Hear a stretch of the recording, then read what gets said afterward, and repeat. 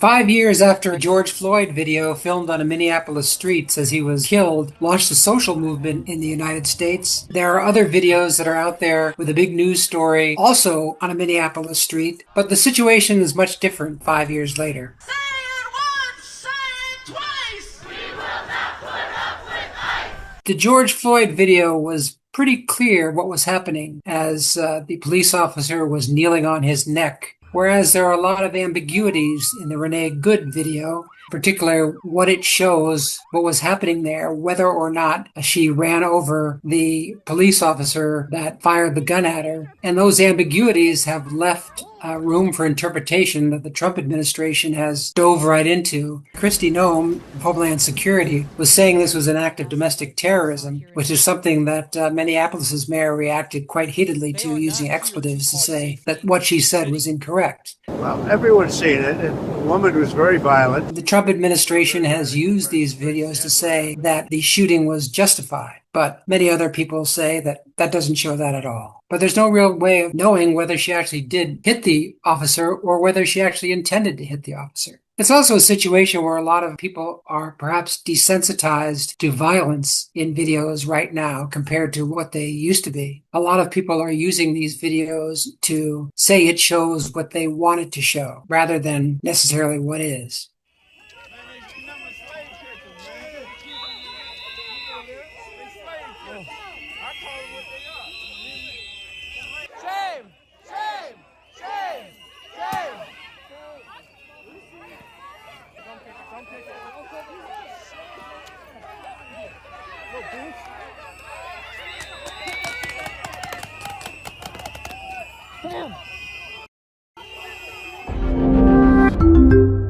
New reporting this morning suggests the White House is moving closer to a decision point on Iran, even as President Trump says Tehran is now reaching out to talk.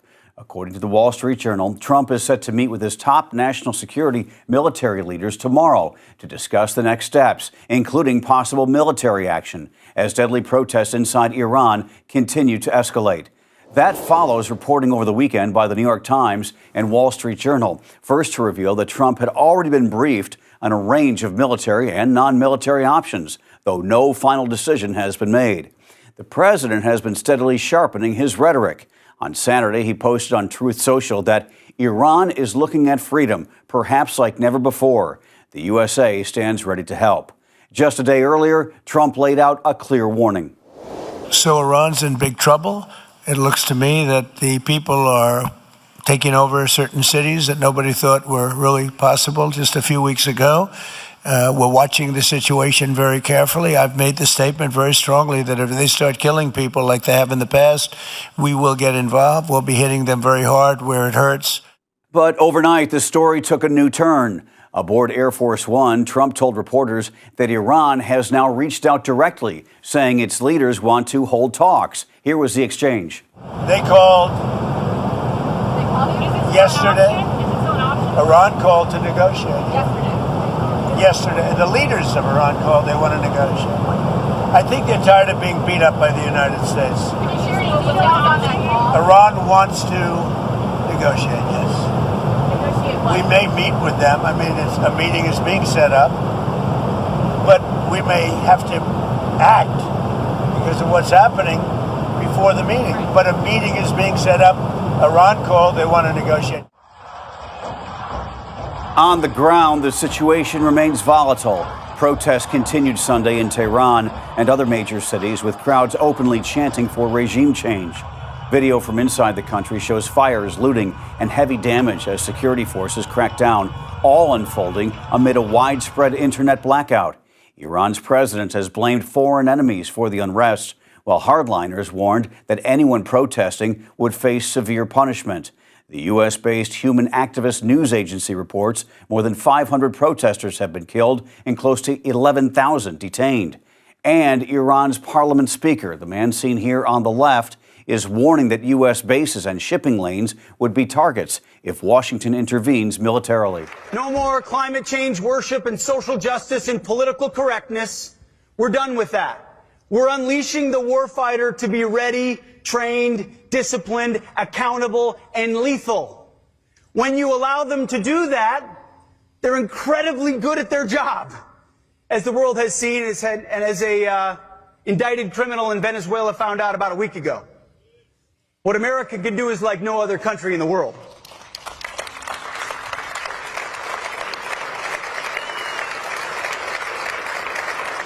And that's really important to us. We want to allow commanders to be commanders again, to make those critical decisions, and to hear from commanders on the ground. And we have an opportunity in our office to talk to commanders who say, hey, we've never felt this supported before, ever, in our time in command, under President Trump and under the War Department. You're allowing us the authorities to go out and do what we have to do. You're clearing out the debris. That's our job. Our job is to make our warfighters as capable as they can be by giving them everything they need and then getting out of their way when it comes to mission accomplishment.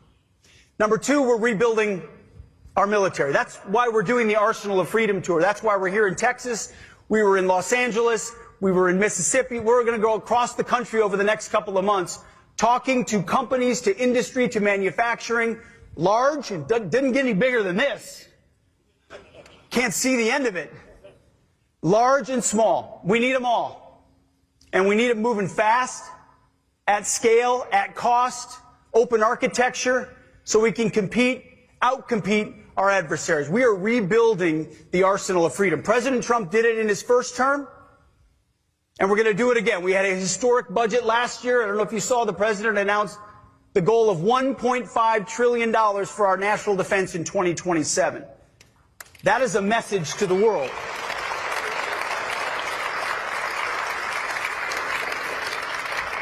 Now, we're going to spend every dime of that wisely.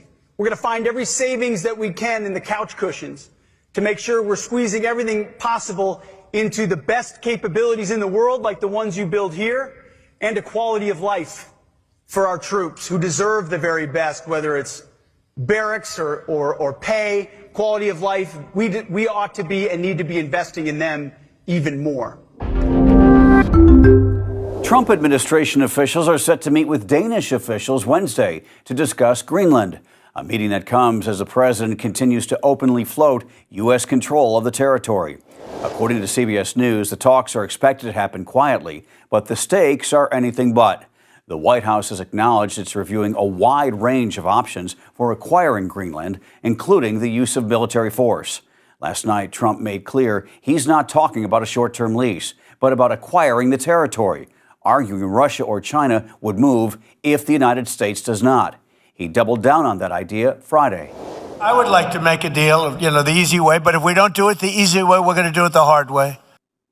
That language is now triggering sharp pushback on Capitol Hill.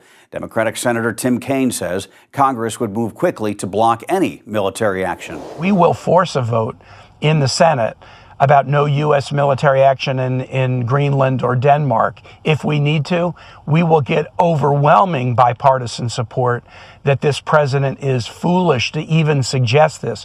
We're not going to do it the hard way, and we're not going to do it the easy way either. We're going to continue to work with Denmark as a sovereign nation that we're allied with, and we're not going to treat them as an adversary or as an enemy. Fellow Democrat Senator Chris Murphy says the consequences would stretch far beyond Denmark, saying annexing Greenland would be the end of NATO. NATO would have an obligation to defend Greenland, and so query whether we would be at war with Europe, with England, with France. Leaders in both Denmark and Greenland have flatly rejected the idea, insisting the territory's future is not up for negotiation. I just may briefly follow up on my colleague's question. Where exactly from in Ukraine, and who was the one who shot the projectile? Do we know that now?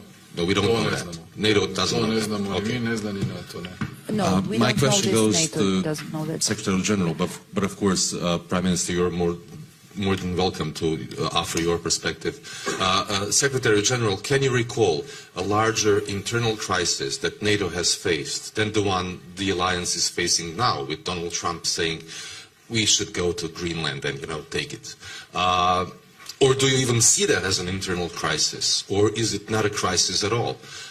And is the best way of communicating with Mr. Trump and trying to maybe smooth the relationship is the way that you have been using communication so far, which was basically flooding him with compliments and calling him daddy? Thank you. Yeah, let me start with challenge you a bit on the second part of your question. What I always do is when people are helpful for the alliance and are doing good stuff, and I believe that Donald Trump is doing the right things for NATO, by encouraging us all to spend more, to equalize this what the US is spending. We had a very successful summit in The Hague, where we decided on the 5% defense spending, including 3.5% from core defense. I'm absolutely convinced without Donald Trump, we would never have had that result at the summit in The Hague. We have now the whole of the alliance on this famous 2%, which we announced in 2014 in Wales.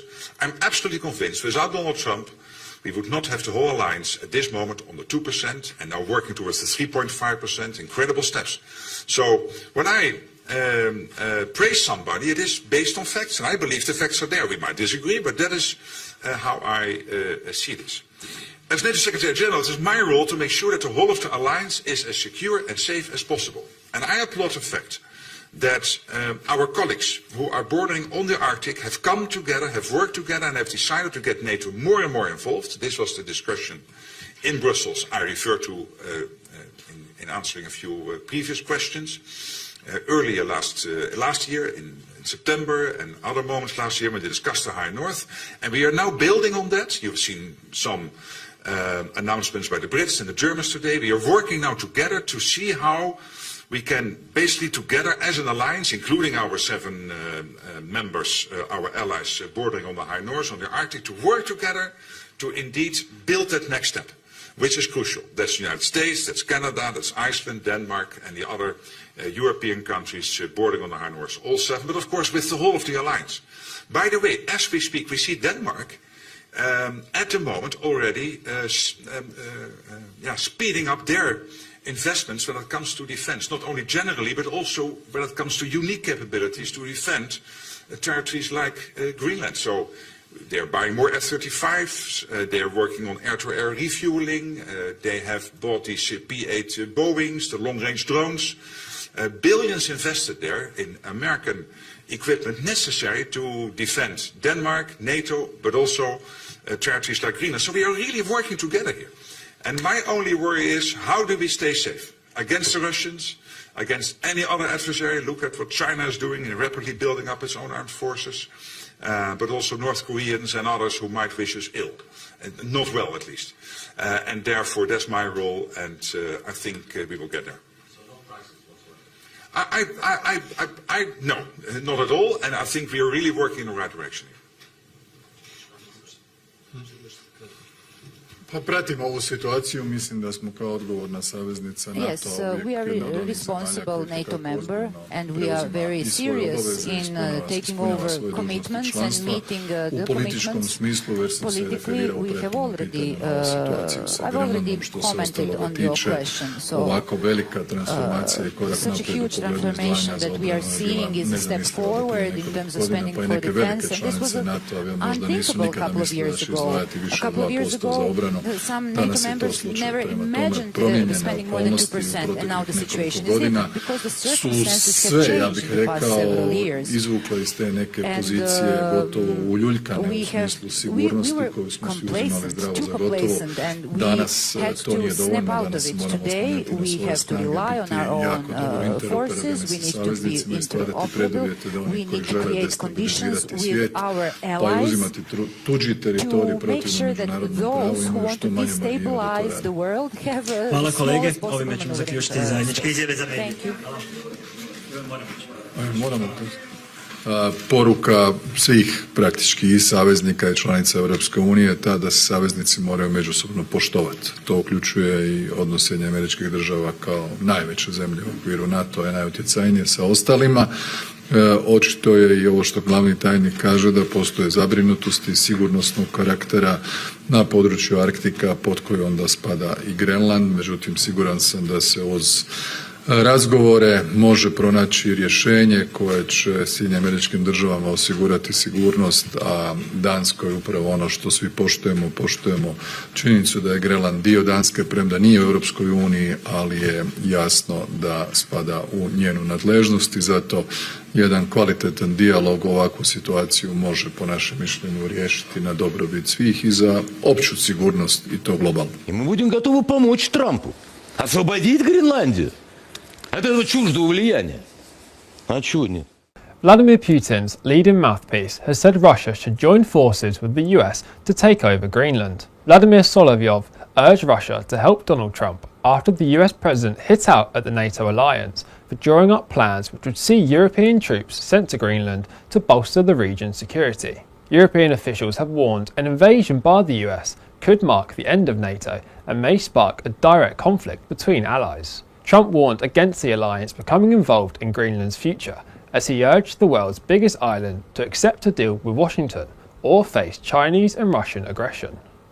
Speaking to reporters on board Air Force One on Sunday, Trump played down concerns over Europe's influence. He said, "If it affects NATO, then it affects NATO.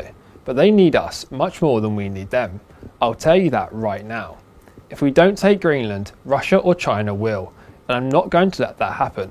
One way or the other, we're going to have Greenland." But a bizarre twist has now seen a top Kremlin TV star call for Moscow and Washington to join forces to launch an invasion of Greenland together. The comments by Solovyov came as he hurled a barrage of insults at Europe. He said, "We have entered extremely turbulent times. Trump is preparing for a major war. And for us, this is very beneficial if it means war with Europe. We will be ready to help Trump free Greenland from this alien influence." Solovyov also addressed Sir Keir Starmer's plans to send troops to Greenland directly, as he said, "The Americans will sink you on the way if they want to, and we will help." When asked why Russia would want to join forces with the US, Solovyov chillingly replied, "Well, just for the love of art."